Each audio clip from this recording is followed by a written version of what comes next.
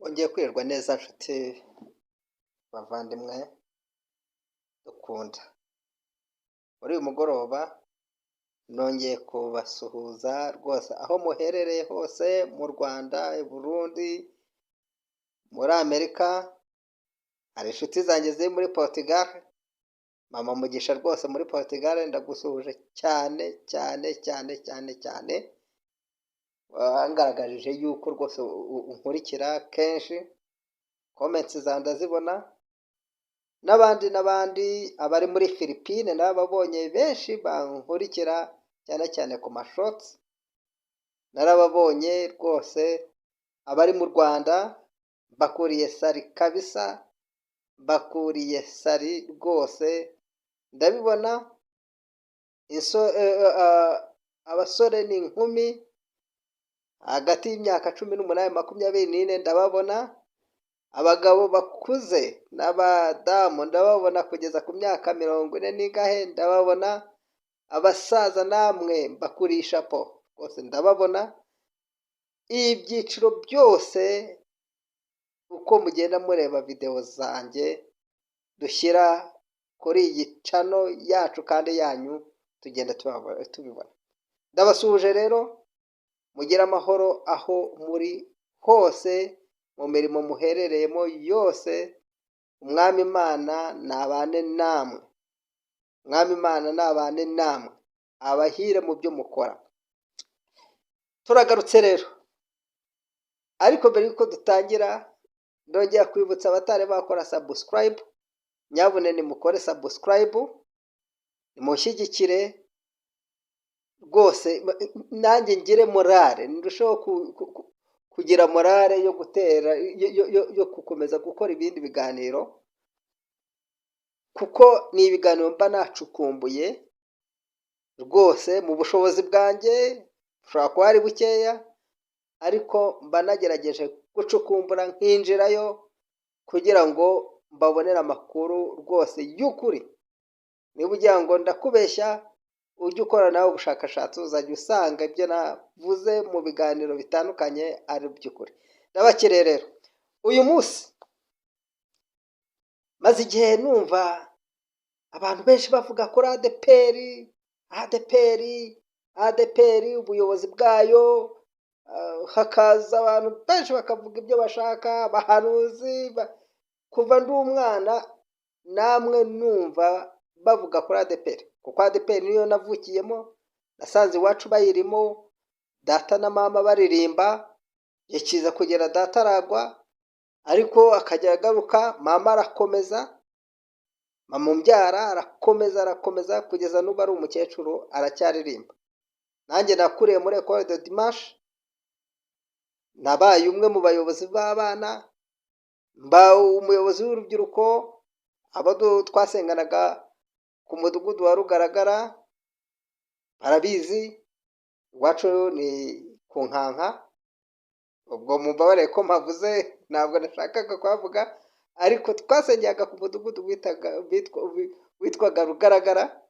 N'ubu ngubu urahari, usibye ko ufunze kubera kutuzuza ibisabwa.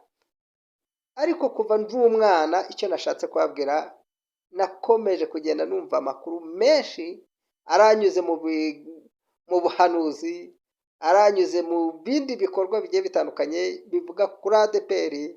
Ibivugwa ari byiza, ibisiga icyasha ADPR rwose.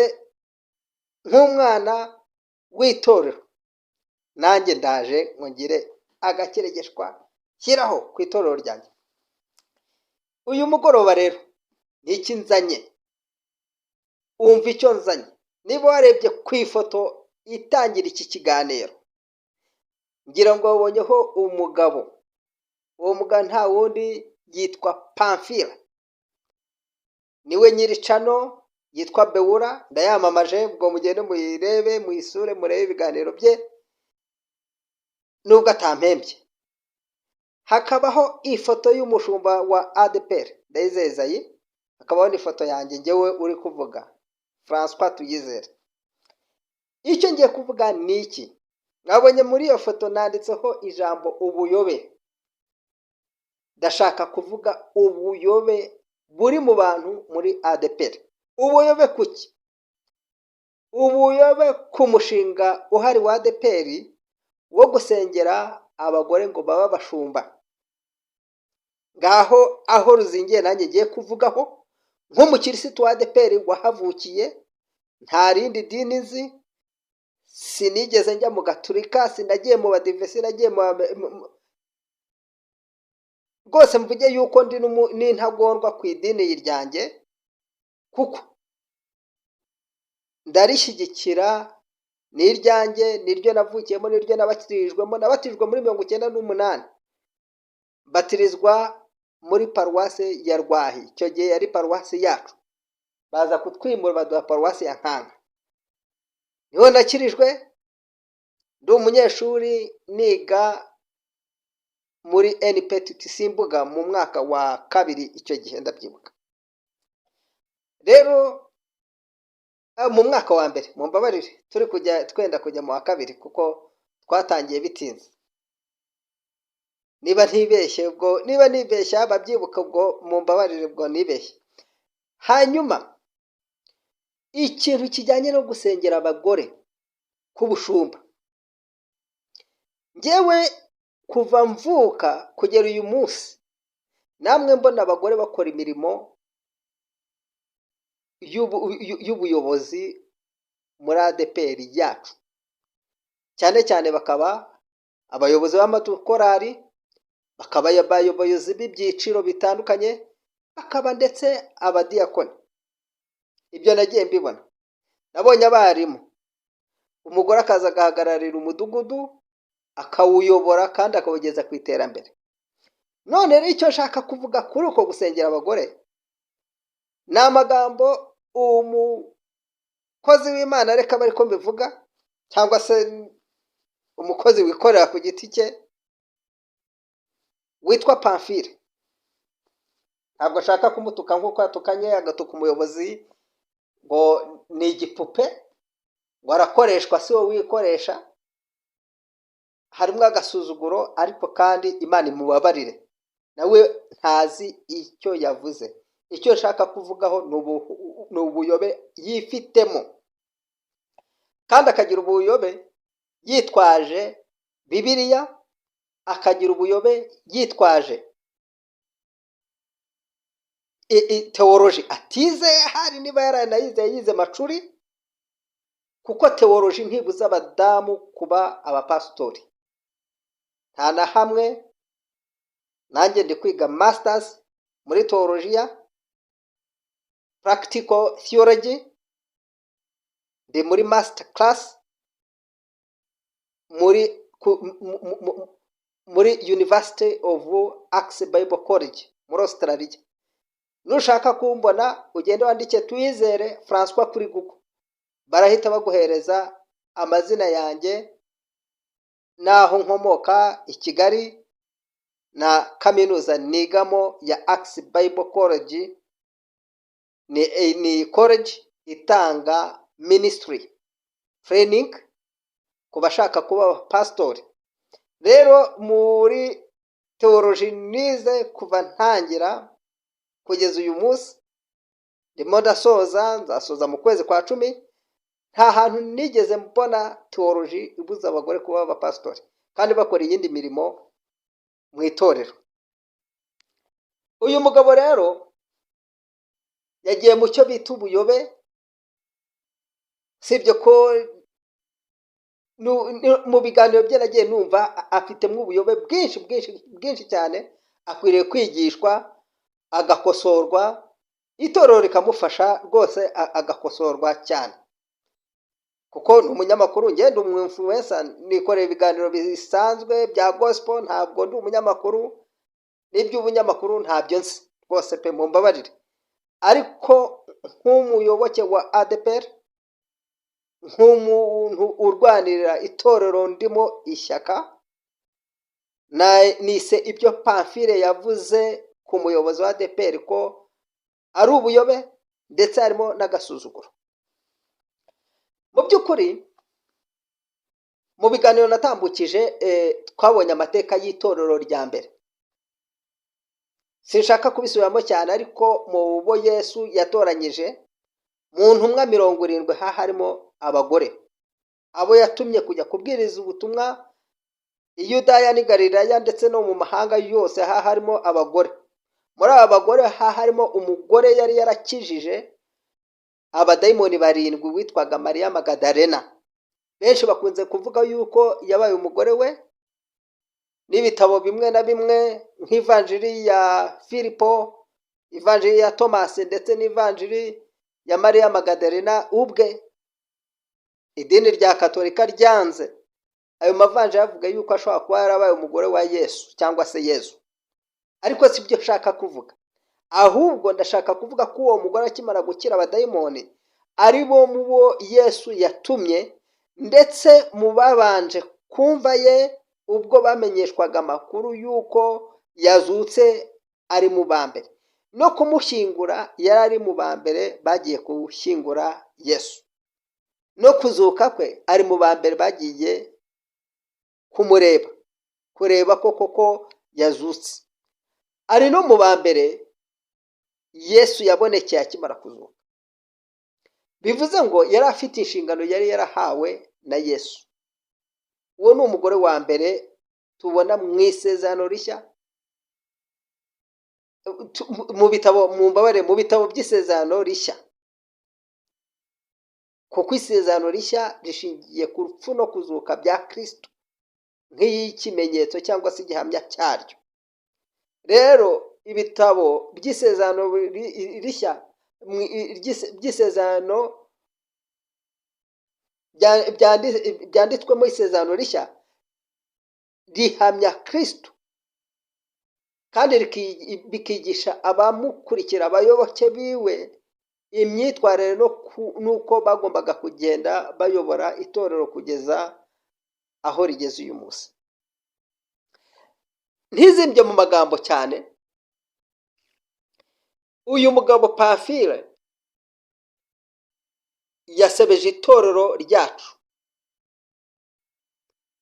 Iyo ugiye kureba mu butegetsi bwite bwa leta, usanga abagore barahawe umwanya. Kera barapfobyaga, bakabapfobya, bakababuza uburenganzira, bumva yuko nta kintu bagomba gukora. Bagomba kwicara mu rugo gusa bagatega abagabo babo amaboko. Abagabo bakaba aribo baruha bakora, bitwaje macuri, ijambo riri muri Bibiliya Imana yabwiye Adamu akimara gucumura yuko ari we uzaruha atunga urugo, umugore ntakaruha byara. Muri iyi myumvire, umuntu ujya ufite imyumvire nk'iyo ngiyo ni umuyobe, yarayobye. Yubatse ku kintu atazi nawe ubwe, atari yasobanukirwa icyo ari cyo. Uwo nguwo ni umuyobe, mbibabwiza ukuri. Harimo n'uyu mugabo, ntabwo nshaka kumwibasira, ariko uyu mugabo abazumva ikiganiro cyanjye mwese, uyu mugabo muzamugenzure mu biganiro yagiye akora ku itorero rya ADEPR, harimo ubuyobe bwinshi. Ari muri ba bandi bavangiwe, babwiza ukuri, ari muri ba bandi bavangiwe. Ubundi itorero ryakubyaye rikakonsa, rikakugaburira, rikagukuza ukageza aho ugeze, ntabwo ukwiriye kurivuga nabi. Ni nk'uko utavuga so nabi, yaba yasuze, yaba yinyariye, yaba yasinze, yaba yakoze amabi, ntabwo wemererwa kuvuga so nabi. Na Bibiliya bivuga umwana umeze gutya aba ari ikivume. Bibiliya bisobanura rwose aba ari ikivume. Mu mategeko ya Mose mwitwaza, njyewe si kubera ko namaze gusobanukirwa Kristo n'isezerano ry'amaraso ye, ntabwo njyewe ntubaka ku mategeko yo mu isezerano rya kera ryahawe Mose, kuko basobanuye neza yuko Kristo ari we waryujuje. Ubutumwa bwinshi bugenda buvuga kuri ibyo sinshaka kubivuga. Rero uyu mugabo ahari ntabwo yapfuye kuvuga, ntabwo yabisobanukiwe cyane. Ese wakwibaza ngo ni impamvu ki amadini amwe yemerera abagore kuba abayobozi, abashumba, ayandi ntabyemere? Ni inyungu z'abantu, ntabwo ari inyungu z'Imana. nk'uko umushumba yabivuze. Iyo usomye mu bacamanza usangamo umugore witwaga Debora. Uriya mugore yabaye intwari cyane y'Abisiraheli, yarabarwaniriye, yabaye umugore w'intwari, aba umutambyi. Mugende musome izo nkuru murazisangamo, ntabwo ari inkuru zo kubeshya, umushumba yarabisobanuye. Hanyuma tugiye mu bitabo by'isezerano byanditswe mu isezerano rishya, nyine twavuze Mariya Magadalena, ndetse Bibiliya iravuga ngo na Mariya wundi, na Mariya nyina wa Yesu. Aba bagore bari intwari, bagize uruhare mu kogeza ubutumwa bwiza kugeza ubwo bukwiriye isi yose. Rero uyu mugabo Pamfile bishoboke ko afite ubundi buryo yize amateka y'itorero uko abivuga, ariko mu itorero rya mbere, Eglise primitive, nta nubwo yari iya gikirisitu. Tubyumvikaneho neza, Eglise primitive yari Judaisme, ntabwo yari iya gikirisitu. Abari bayigize bari abajuifu, bari barigishijwe amategeko, barigiye ku birenge by'abantu batandukanye, harimo na Gamariyeri n'abandi. Abo ngabo nibo bashinze idini ya mbere, kandi muri abo ngabo harimo abagore. Mu bagore baba barimo mu batangije itorero rya mbere, twavuga umugore witwa Foyibi. Iyo usomye mu rwandiko Pawulo yandikiye Abaroma ibice 16 umurongo wa mbere, umusangamo yabaye umudiyakoni wa mbere. Tubona umugore wafatanyaga n'umugabo wo kwigisha Apolo mu rwandiko mu gitabo cy'ibyakozwe n'intumwa ibice 18 cyanditswe na Luka. Uwo mugore akaba yitwa Priscilla yafatanyije n'umugabo wo kwigisha Apolo. Uwo mugore nawe mu bitabo byanditswe mu isezerano rishya yakoze umurimo ukomeye cyane w'umwigisha, kuko yafashije umugabo wo guhindura utari uhindutse.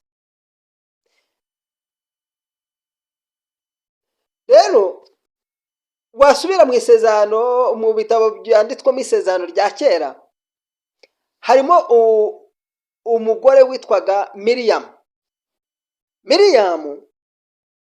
Muzi ko turamuririmba kenshi, yari mushiki wa Mose, akaba umuhanuzi kazi. Amateka yo urasanga mu Kuva ibice 15 umurongo wa 20. Uwo nguwo yabaye umuyobozi w'abandi. Murabizi ko mu bari uyoboye Abisiraheli bambuka inyanja bari mu butayu, yari arimo. Uwayoboye Abisiraheli bambuka Mose amaze gupfa agiye mu ijuru, Miriyamu yari arimo. Undi twamuvuze ni Debora. Amateka yari mu bacamanza ibice 4 umurongo wa 4. Ariko wasoma ibice 4 byose, ahari n'ibice 5. Genda usome mu bice 4 by'abacamanza, igitabo cy'abacamanza uragisangamo. Igitabo cy'abacamanza kiri bimwe mu bitabo by'amateka y'Abisirayeli. Undi yitwa Hulida. Uyu Hulida yari umuhanuzi. Amateka ye murayasanga mu gitabo cy'abami ba kabiri, cyangwa se igitabo cya kabiri cy'abami. Ntavuga nk'ababandi, igitabo cya kabiri cy'abami ibice 22 umurongo wa 14. Niho Hulida mu musanga. Rero kuvuga ko abagore badakwiriye kuba abapasitori, abantu bashingira ku mirongo imwe n'imwe, cyane cyane ishingiye ku butumwa bwa Pawulo, aho yagendaga ashinga amatorero atandukanye. Mwibuke ko Pawulo ashinga amatorero mu ngendo ze yakoze, yayashingaga akurikije imico y'ahantu. Ageze ahangaha muri Korinto, urwandiko rwa mbere rw'Abakorinto ibice 12 umurongo wa 34 kugeza kwa 35, yarababwiye ngo abagore banyu bagume mu nzu za kiliziya cyangwa se bacecekere mu rusengero. Si byiza ko umugore avugira mu rusengero, niko yababwiye. Byaterwaga n'imico yabo, uko umuco wabo wari uri. Pawulo ageze kuri Timoteyo, agiye kubwira Timoteyo uko agomba kwimuka abapasitori cyangwa se abashumba b'itorero ryaho Timoteyo yari ari. Mu rwandiko rwa mbere Pawulo yandikiye Timoteyo ibice 2 umurongo wa 12, yaramubwiye ngo sinshaka ko umugore yigisha cyangwa aganza umugabo, ahubwo agume acecekera imbere ye y'umugabo we. Mu by'ukuri ibi ngibi ubona ko byari bigamije nyine umuco. Iyo ugiye kureba wakwibaza ngo ni mpamvu ki Pawulo yabwiye Timoteyo cyangwa agahereza Timoteyo itegeko ryo kudasengera abagore, agategeka ko abagore bakwiriye gucecekera imbere y'abagabo. Urasanga ko mu by'ukuri nta kindi byari bigamije umuco. Wari umuco, nta kindi byari bigamije. Mu by'ukuri ushobora kugira ngo byari bigamije ikintu gikomeye kinini, kandi ntacyo byari bigamije. Pawulo ajya kuvuga aya magambo yavugiraga mu ishusho ry'itorero cyangwa se ishusho y'itorero ryo muri Efeso. Imiterere y'itorero ryo muri Efeso uko bari bameze, abagabo nibo bagombaga kuvuga, hanyuma abagore bagaceceka bakumva ibyo abagabo bavuga. Niko imiterere yo muri Efeso yavugaga. Ntabwo yemereraga abagore kuvugira mu iteraniro. Rero Efeso wari umujyi ukomeye wo mu Bugiriki, wari uzwi mu bikorwa by'idini y'icyubahiro cya Artemi cyangwa se Diana, umurwa mukuru w'ubupfakazi bw'abagore, aho abagore benshi basengaga, bakayobora, bagatanga ubuhanuzi. Abagore b'abapagani bari bafite imico yo kwigisha no kwiganzura abagabo, cyane cyane mu nsengero z'abapagani. Aha rero hari akajagari k'imyigishirize y'ibinyoma, ku buryo abagore benshi batari bize Bibiliya, batari barize Bibiliya, bashoboraga kuyobya abandi, nk'uko tubibona mu rwandiko rwa mbere Pawulo yandikiye Timoteyo igice cya 1 umurongo wa 3 kugeza kwa 7. Rero Pawulo yashoboraga kuba yabivugiraga iki? Yabivugiye ku buryo bwo kurinda itorero yari yarashinze, akariha Timoteyo ngo ariyobore, ryo muri Efeso.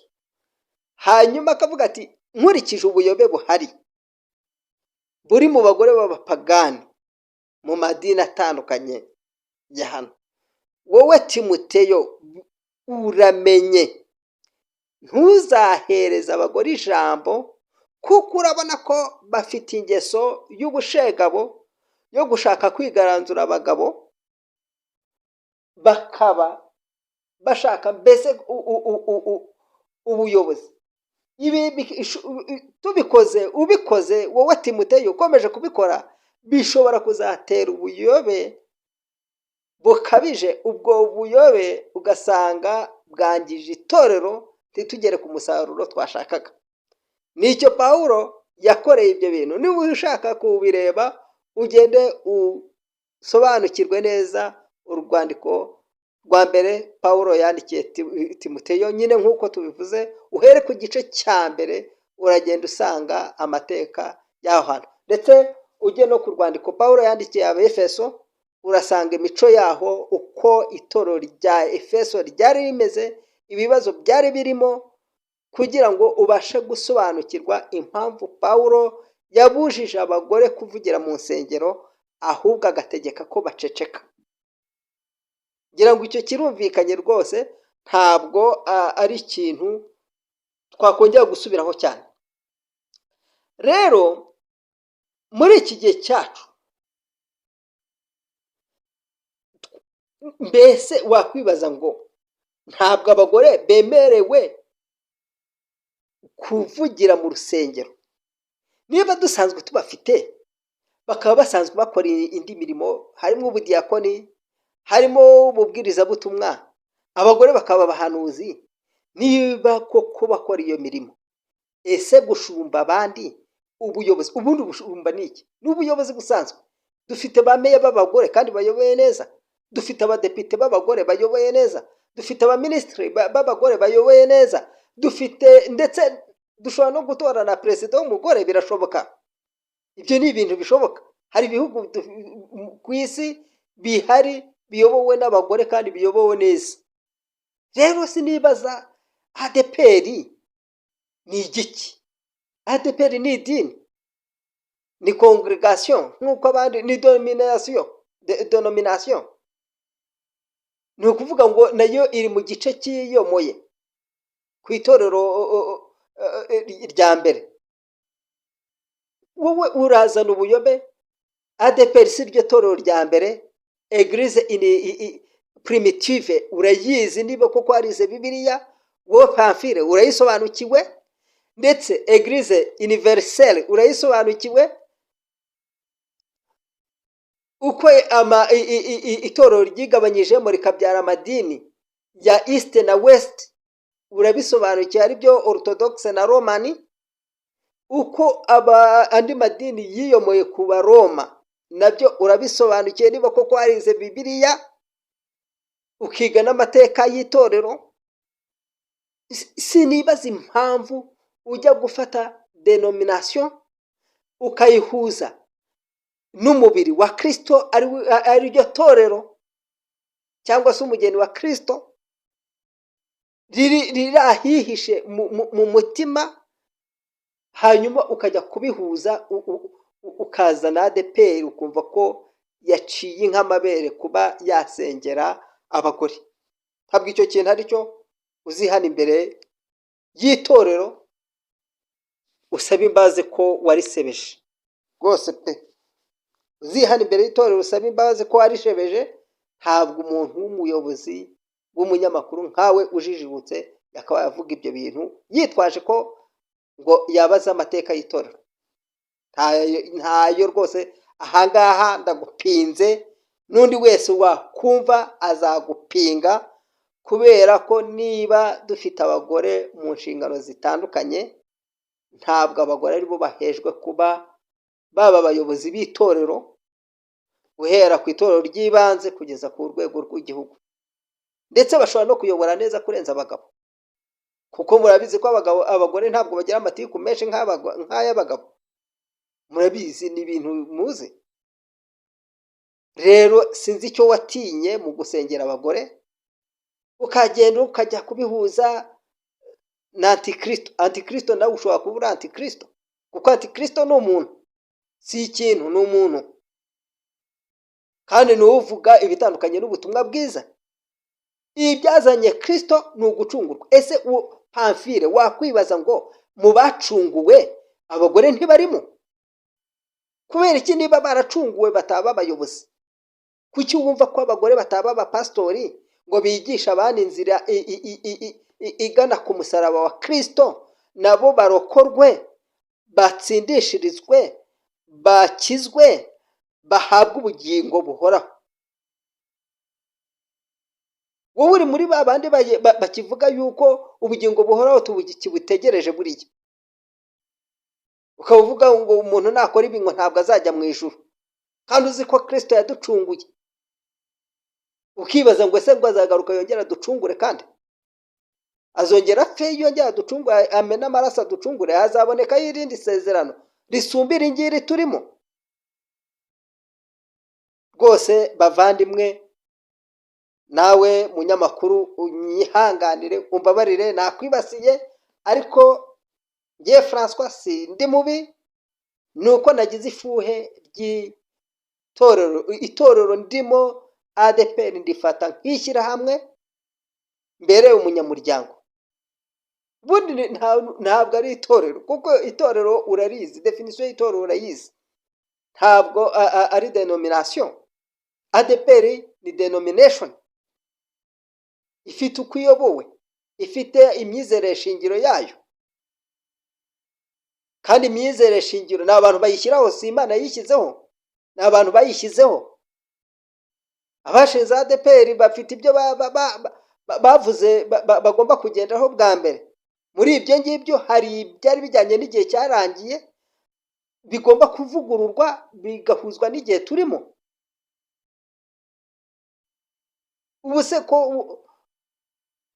umugabo yashoboraga kuba afite abagore benshi, Imana ikamubara nk'umukiranutsi, urabizi nawe, uzi Aburahamu, uzi Elukana, umugabo wa Hana na mukeba we, uzi Dawudi yari afite abagore 9 n'inshuro 10, uzi umuhungu we Salomo, uzi n'abandi benshi. Kuki Imana yababaraga nk'abakiranutsi kandi bafite abagore benshi mu gihe cyabo? Usibye n'ibyo, none se kuki utakwibaza ngo kuki abonga ibyo ngibyo bitakemewe mu itorero ry'iki gihe? Nuko se ari icyaha? Niba Imana itarabifataga nk'icyaha kera, ubu byabaye icyaha, kandi twebwe dufite n'amaraso twoza. Ariko imyizere shingiro ya buri dini, ya buri denomination, iyo babona itakijyanye n'igihe bayikuraho, bagashyiraho indi myizere shingiro ijyanye n'igihe kigezweho. Turi mu gihe cya civilization mu Rwanda, turi kuba civilized, nta mpamvu zo kugendera muri archaïque mu gihe cyashize, kandi tugeze muri digital.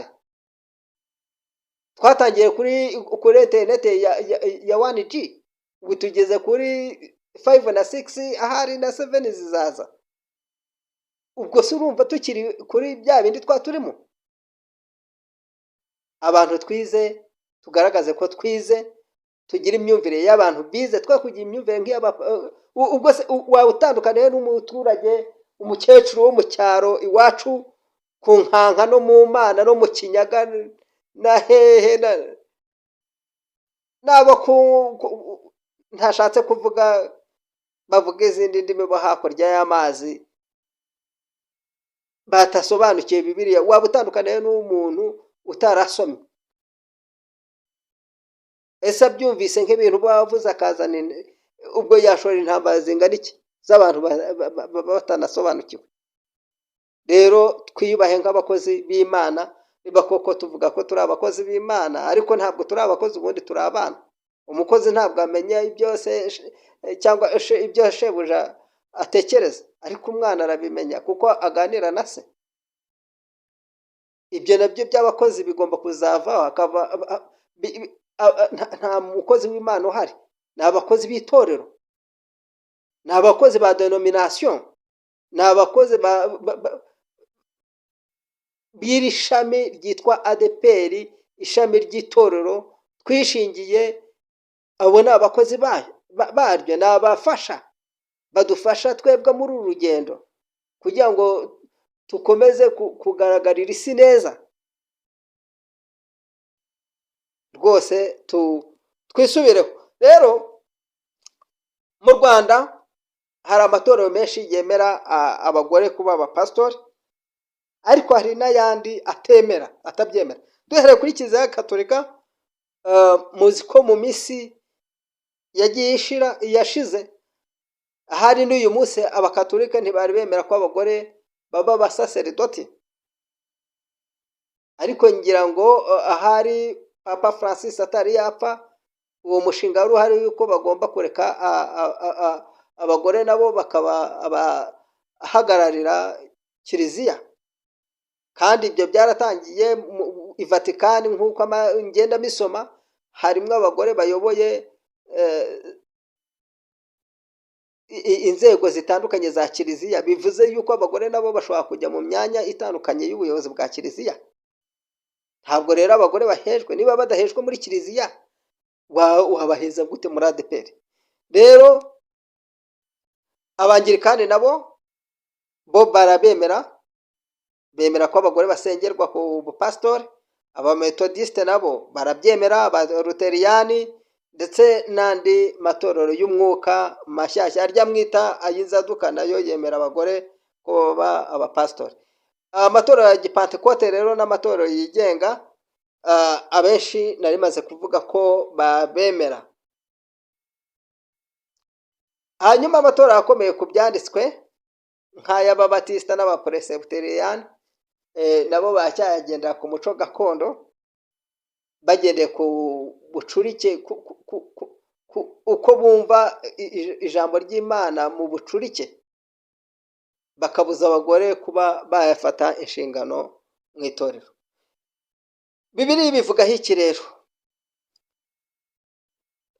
Bibiliya hari iki dusaba kurusha ibindi byose.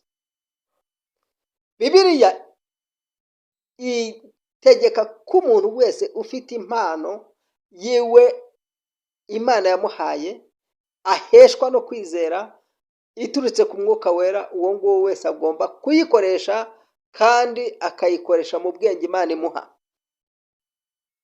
Rero iyo umuntu amaze kugaragaza impano, ni ngombwa kumureka akayikoresha. Ibi turabisanga mu rwandiko rwa mbere rwa Petero, mubabarire, urwandiko rwa mbere rwa Petero ibice 4 umurongo wa 10. Icya kabiri, tugomba kwirinda guca urubanza rutari urwacu. Urubanza rwo kwimika abapasitori b'abagore ntabwo ari urubanza rw'abantu, ntacyo biri bitugezeho mu gukizwa, nta n'icyo bitumarira mu urugendo rujya mu ijuru, ntacyo byatugezaho, nta na kimwe. Ushaka kumenya byinshi byimbitse ku guca urubanza, usome urwandiko Pawulo yandikiye Abaroma ibice 14 umurongo wa 4. Icya gatatu, tugomba kuba abantu b'ineza n'urukundo mu byemezo byose dufata. Tugaragaza ineza, tugaragaza urukundo mu byemezo byose dufata. Ibi urabisanga mu rwandiko rwa mbere Pawulo yandikiye Abakorinto ibice 13 umurongo wa 1 kugeza kwa 3. Umwanzuro rero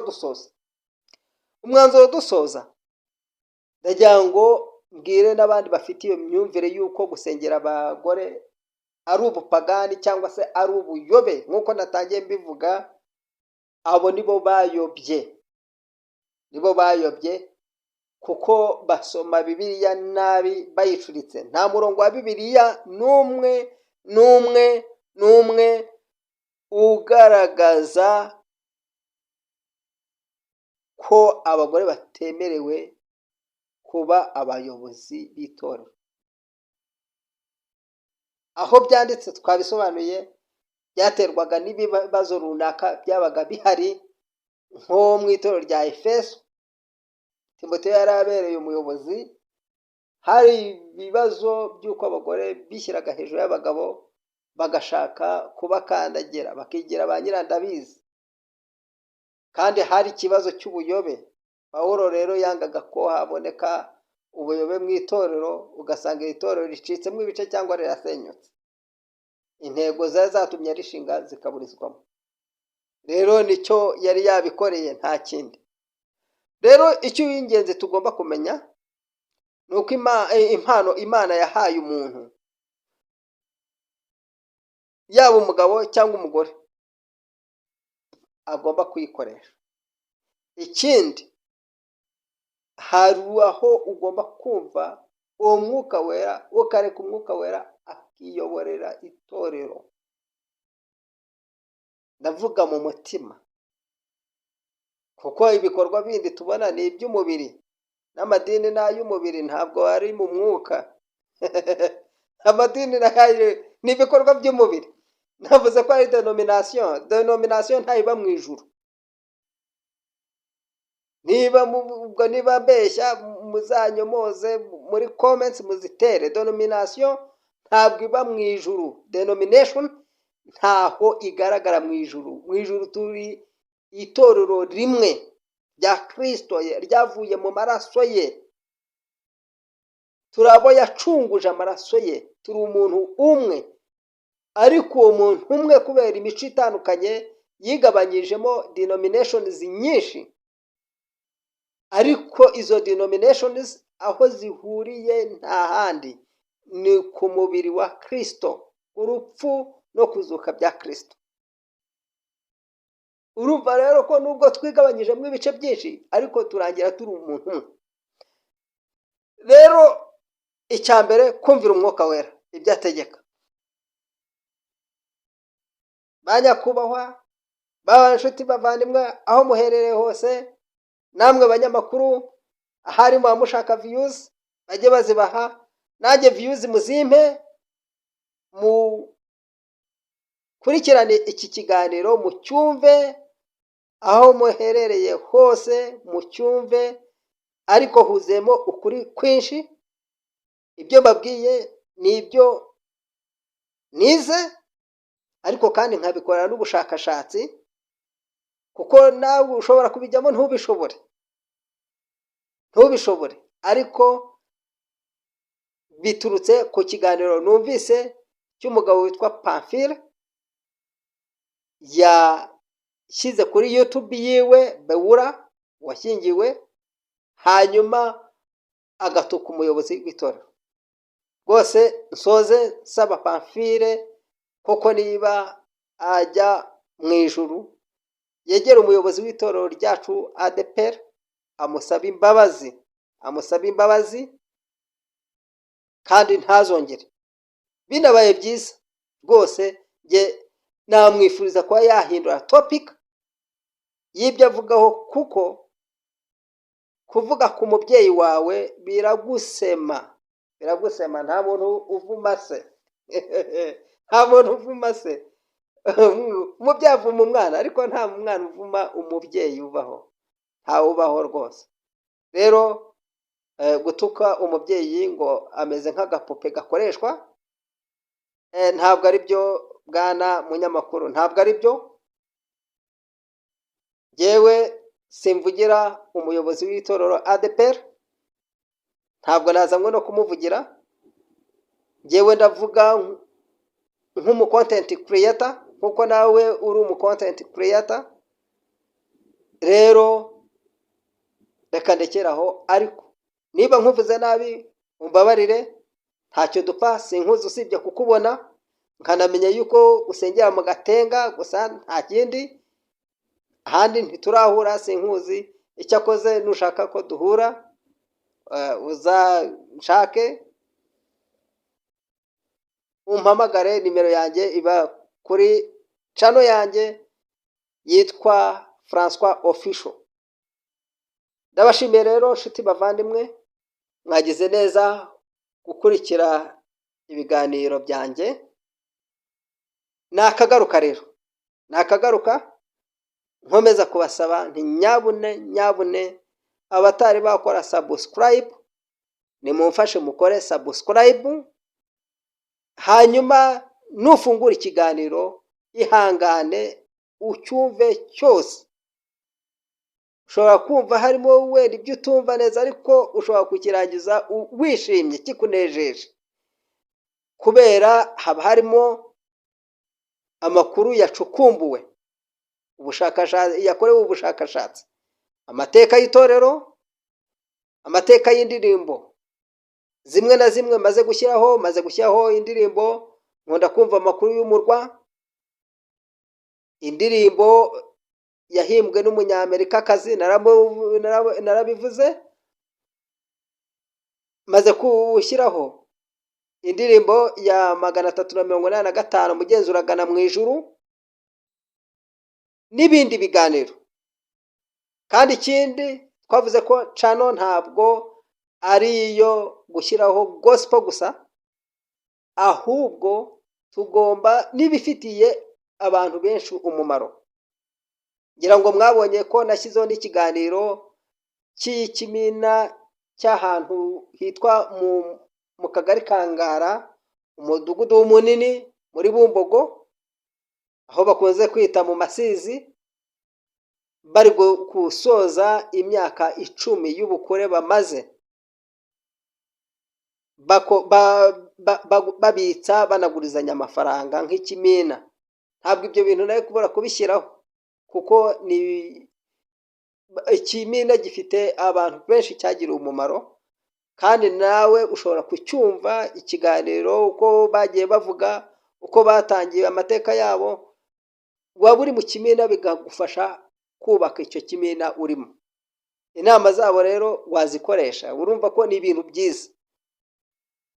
Rero mudukurikire mu buryo butandukanye, mwumve ibiganiro byacu, mukore subscribe, mukore share, like na comment, mudushyigikire.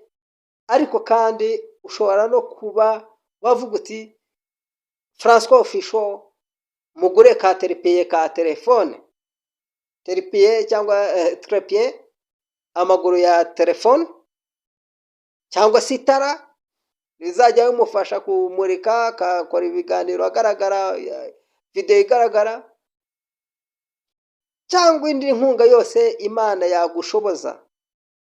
Nimero yanjye ni 078 31 31 530. Muzajya muyibonaho iba ipininze kuri video ya buri kiganiro. Murakoze cyane rero, ciao ciao.